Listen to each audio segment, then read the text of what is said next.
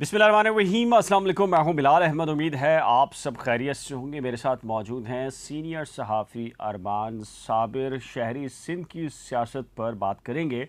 एक बड़ी दिलचस्प किस्म की सूरत हाल पैदा हुई है। एक जानिब बानी MQM बाइकॉट पर हैं। MQM पाकिस्तान कह रही है कि बाई इलेक्शन में वो हिस्सा लेने जा रही है। इसके साथ ही जमात इस्लामी ने भी MQM पाकिस्तान को मशवरा दिया है। MQM लंदन नहीं बल्कि MQM पाकिस्तान को। क्या ये मशवरा MQM पाकिस्तान के हक़ में जाता है, एग्जिस्ट होता है या नहीं होता? इस दिलचस्प सूरत हाल पर बात करेंगे। अरमान भाई, ये मशवरा क्या है और इसका फ़ायदा MQM को हो सकता है? मशवरा क्या है बिलाल? तो उन्होंने तो सीधा सीधा सवाल किया है MQM से ना। और अच्छा, एक तरफ तो ये है कि सवाल भी किया उन्होंने हाफिज़ नईम ने, और हाफिज़ नईम ने एक और बात भी कही है, और वो बहुत ही काबिल ज़िक्र बात है और उसको इग्नोर नहीं किया जा सकता। और वो बात ये है कि बल्दियाती इंतखाबात के बाद अब तक जो है जमात इस्लामी जहाँ मेयर पर अटकी हुई थी, और उसने कहा था कि मेयर जो है वो जमात इस्लामी का ही होगा क्योंकि अक्सर जमात इस्लामी के। आज पहली मर्तबा हाफिज़ नईम ने कहा है कि जी जमात इस्लामी पीपल्स पार्टी का मैंडेट तस्लीम करती है। तो उन्होंने ठीक है। पीपल्स पार्टी का मैंडेट न सिर्फ तस्लीम किया है बल्कि ये कहा है कि जो अब तक हो चुका है, जितने लोग इलेक्ट हो चुके हैं, जिनके नताइज आ चुके हैं, वो हलफ उठाएं ताकि इंतखाबी अमल आगे चले। नहीं, इसके पीछे पीपल्स पार्टी और जमात इस्लामी की कोई अंडरस्टैंडिंग तो नज़र नहीं आ रही आपको? मेरे ख्याल से हो सकता है कि दोनों की अंडरस्टैंडिंग भी हो। और देखिए, अंडरस्टैंडिंग इन दोनों की होनी है क्योंकि दो बड़ी पार्टियां जो इस वक्त बल्दियाती इंतखाबात में, चूँकि MQM अल्ताफ़ हुसैन ने भी बाइकआउट किया था और MQM पाकिस्तान भी दस्तबरदार हो गए थे इस इलेक्शन से। तो उसके बाद फिर जो दो पार्टियां आई हैं और इस इलेक्शन में, वो दो बड़ी पार्टियां पीपल्स पार्टी और जमात इस्लामी बन के आई हैं, और तीसरे नंबर पर फिर PTI है। तो जमात इस्लामी PTI के साथ भी मिलकर बना सकती है मेयर, लेकिन मोस्ट प्रोबेबली पीपल्स पार्टी और जमात इस्लामी अगर अलाई हो जाते हैं तो अपोजिशन कौन करेगा? Opposition PTI। PTI की पोजीशन नहीं है अपोजिशन वाली। देखिए, PTI की पोजीशन हो या ना हो, लेकिन बहरहाल उनकी अच्छी खासी सीटें अब तक जो है वो 40 से ऊपर की सीटें इनके पास, 44 तक तकरीबन पहुंच चुकी हैं सीटें भी। तो अगर अभी मज़ीद जो है वो जो 6 का रिजल्ट आने वाला है, वो जो 6 और ये बल्कि 9 सीटों का मज़ीद जो है वो जमात इस्लामी ने वो किया हुआ है, तो उनका भी रिजल्ट आ जाएगा। फिर उसके बाद भी सही सूरत हाल सामने आएगी जब इलेक्शन कमीशन ऐलान कर देगा, क्योंकि उन्होंने भी डेट जो है वो हेयरिंग की डेट मज़ीद आगे कर दी है, उसको मज़ीद इल्तबा का शिकार हो गया वो केस। तो अब जब भी वो आएगा तो वो अपनी जगह मौजूद है, लेकिन अब जमात इस्लामी ने ये भी कहा है ना कि अब तक जितने इलेक्ट हो चुके हैं, कम से कम वो तो हलफ उठाएं ताकि मामला आगे चले। मामला आगे चलने से मुराद यही है कि वो मेयर तो कोई आए कम से कम। इंतहाई माजरत, मेरा गला ख़राब है कुछ, बल्कि 2 वीक से मौसम चेंज हो रहा है और तो माजरत आ गई है।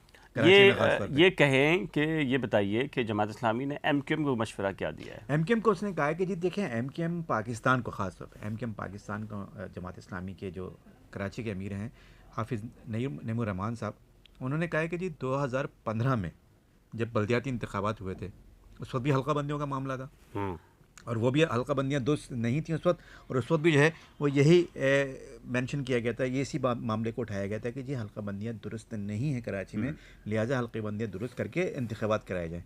लेकिन उस ज़माने में 2015 में जब इलेक्शन हुए थे, तो बल्दियाती इंतखाबात में MQM ने एतराज़ के बावजूद, अपने मुतालबे के बावजूद इलेक्शन में हिस्सा लिया था।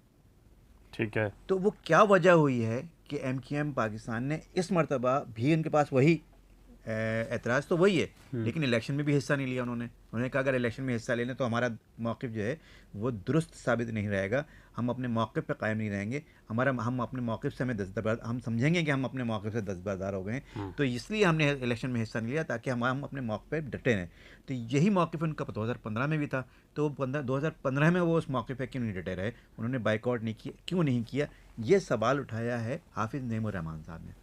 2015 में जो अख्तियारात जिस किस्म के थे और MQM जीती, वसीम अख्तर साहब आए। जी हाँ, बिल्कुल। तो फिर डिलीवर हुआ?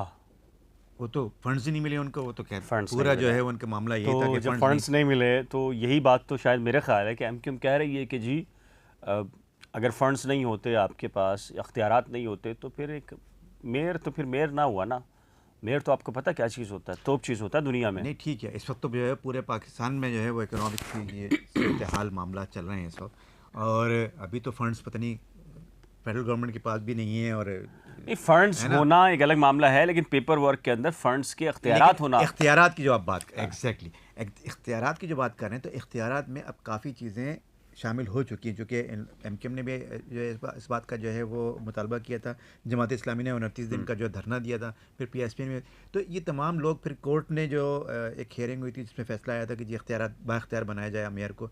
तो उसके बाद जो इनकी वर्किंग हुई है एमकेएम की, ख़ास तौर पर एमकेएम की और जमात इस्लामी की जो वर्किंग हुई है गवर्नमेंट के साथ, जो रूलिंग गवर्नमेंट है पीपल्स पार्टी की यहाँ सिंध में, उनके साथ, तो उसके बाद इनके पास जो है वो जो वाटर बोर्ड है उसका चेयरमैन के पास चला गया है, फिर इनके पास जो है वो सॉलिड वेस्ट मैनेजमेंट इनके पास चला गया है, मेयर के पास चला गया है। मेयर के इख्तियारात में बहरहाल इजाफा हुआ है, इजाफा ऐसा ये नहीं तो है क्या कि इजाफा कहेंगे नहीं वो, हुआ है, लेकिन ऊँट के मुंह में जीरा देने के बराबर के मामलात आप हैं। तमाम इख्तियारात दे दें लेकिन फंड्स ही ना दें।